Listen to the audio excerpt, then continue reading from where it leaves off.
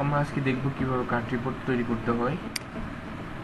প্রথমত পেজে ক্লিক করব, এরপর একটা রিপোর্ট রান করব। রিপোর্ট ক্লাসিক রিপোর্ট এর নাম দিলাম কার্ড রিপোর্ট। নেক্সট, এরপর এখানে রিপোর্টটা সিলেক্ট করতে হবে, নিউ প্রোডাক্ট। যেহেতু আমার সবগুলো কলাম দরকার নেই, সো আমি সিলেক্ট করে করে নিচ্ছি যেগুলো আমার দরকার হবে। ক্রিয়েট রিজন, আমার রিপোর্টটা রান হয়েছে। এরপর এডিট পেজ আসবো, রিপোর্টে ক্লিক করব, রিপোর্ট টেমপ্লেটে কার্ড সিলেক্ট করে দিব। কার্ড বডি টেক্সট অটো থাকবে, কালার থাকবে use theme colour, icon, display, initialise, তারপর অ্যাপ্লাই, রান।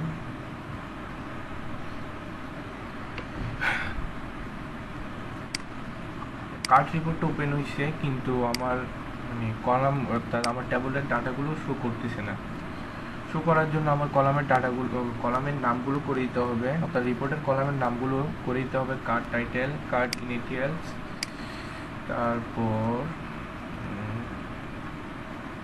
তারপর দিতে হবে কার্ড টেক্সট, তারপর কার্ড সাবটেক্সট। দেখা যাক কাজটা কেমনে করা যায়। কার্ড রিপোর্টে ক্লিক করব, প্রোডাক্ট আইডিকে আমরা দিব কার্ড টাইটেলে।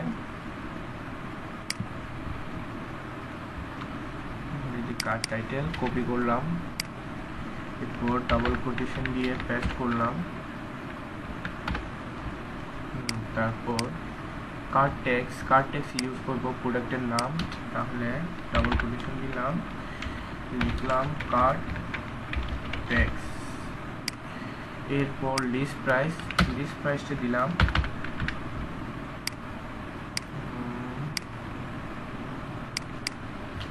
কপি করলাম,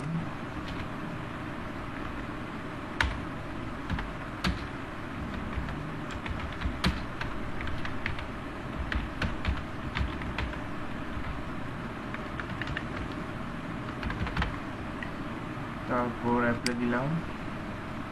দেখা যাক আমার রিপোর্টটা ওপেন হলো কিনা। হ্যাঁ, আমার রিপোর্টটা ওপেন হয়েছে। এখন আমি কার্ড সাবটেক্সে আমার প্রোডাক্টের ইমেজগুলো শো করাবো, অর্থাৎ এই রিপোর্টের ইমেজগুলো অর্থাৎ প্রোডাক্ট ইমেজগুলো শো করবে কোথায়, যে কার্ড সাবটেক্সে।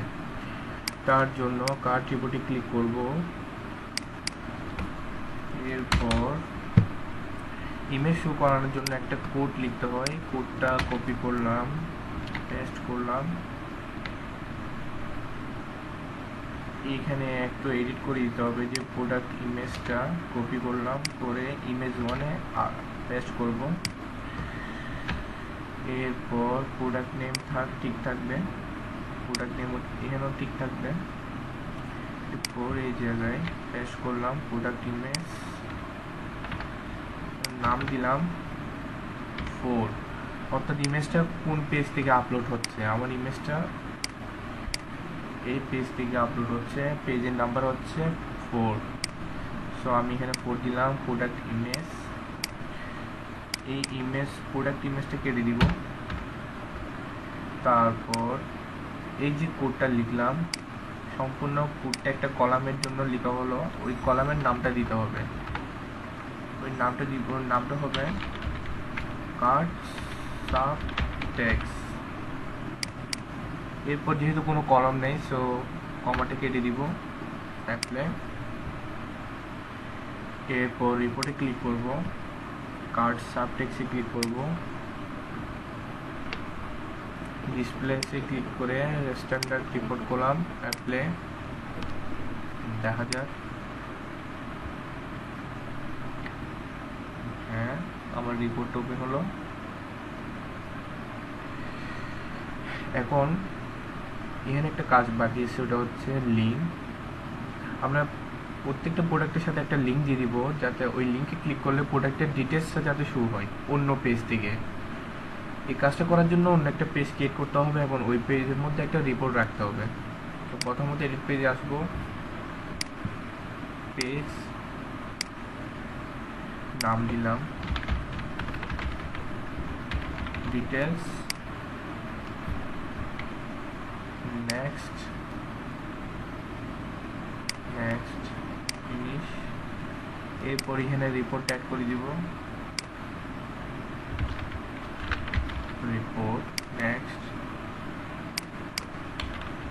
সেমভাবে এখানে প্রোডাক্টের টেবলটা সিলেক্ট করে দিব, আর এরপর এখানে একটা আইটেম অ্যাড করতে হবে, অর্থাৎ ডিটেলস পেজে একটা আইটেম অ্যাড করতে হবে। আইটেমের নাম হবে প্রোডাক্ট আইডি,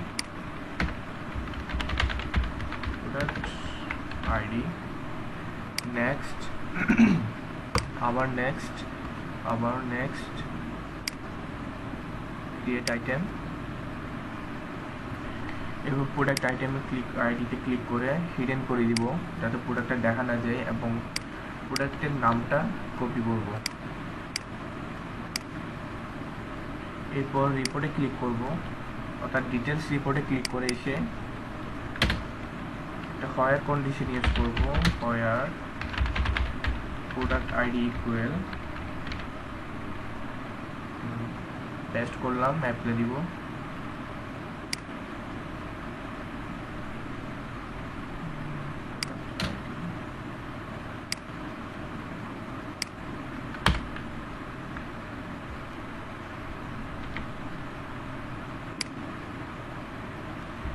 এরপর রান। এবার আমরা কার্ট রিপোর্টে ফিরে আসি।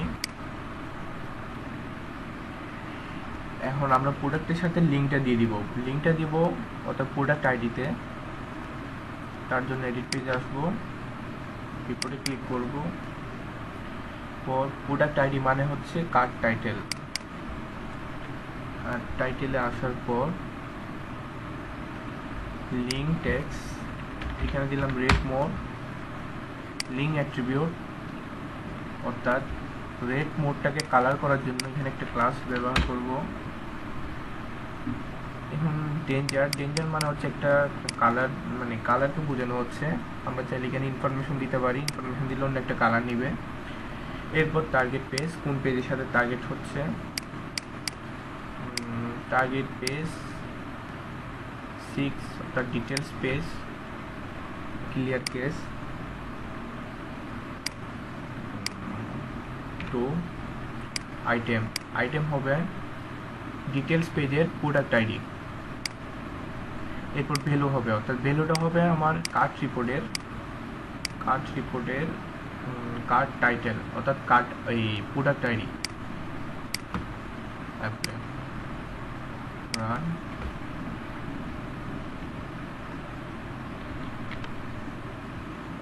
দেখা যাক,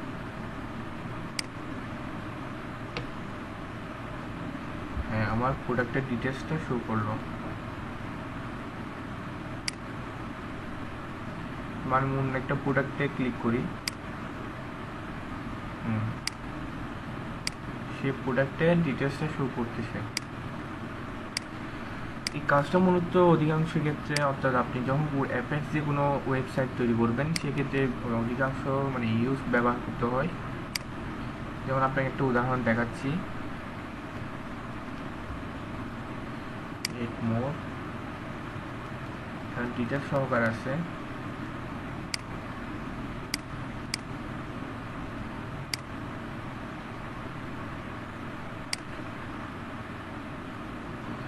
আজকে এই পর্যন্ত রইল, সবাই ভালো থাকবেন।